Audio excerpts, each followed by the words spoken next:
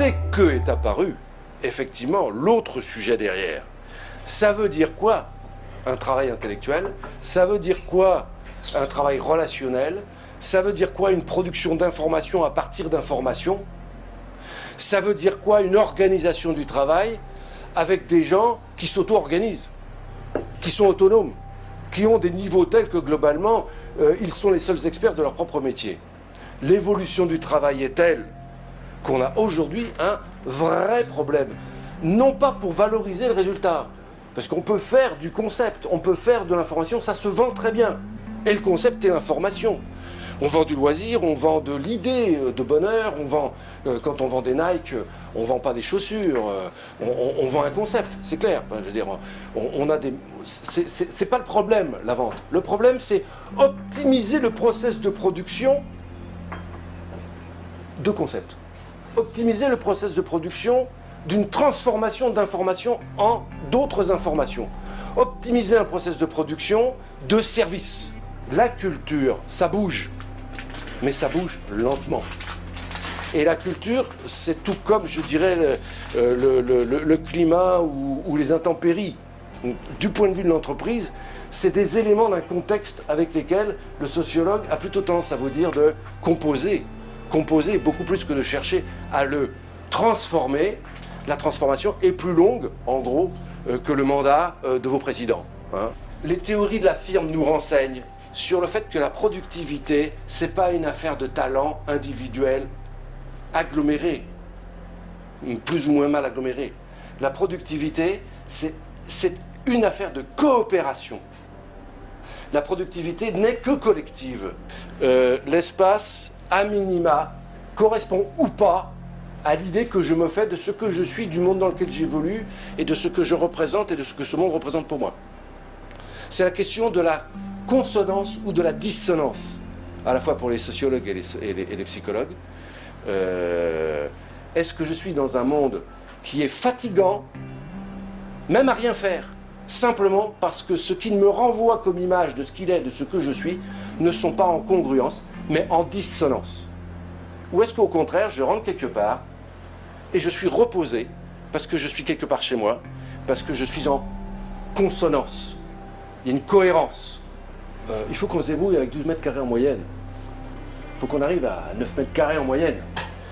C'est quelque chose, je dirais, qui fait partie d'une performance recherchée.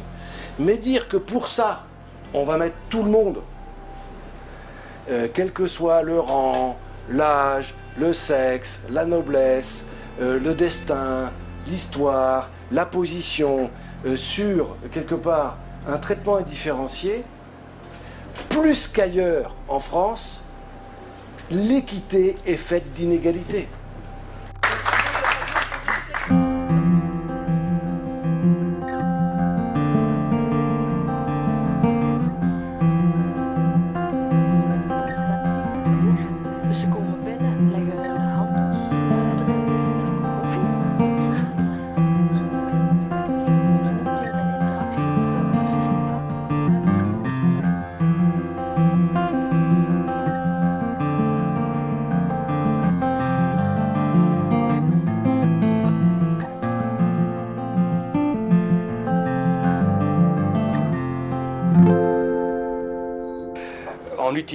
En utilisant des bureaux fixes, il y a toujours des bureaux vides, il y a la lumière qui reste allumée, on s'est économisé, donc on est allé chercher vraiment un lieu de travail, une manière de travail, une méthode de travail vraiment pour être plus efficace, plus écologique aussi et plus économique aussi. Le processus de changement de bureau fixe à la méthode qu'on utilise maintenant, on l'a fait ensemble avec le personnel et les syndicats.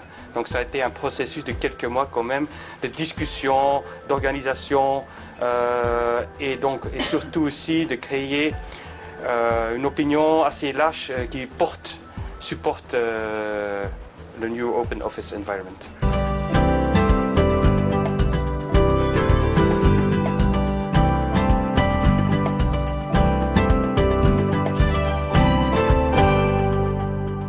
Le mobilier mobilier de bureau, en fait, était très traditionnel.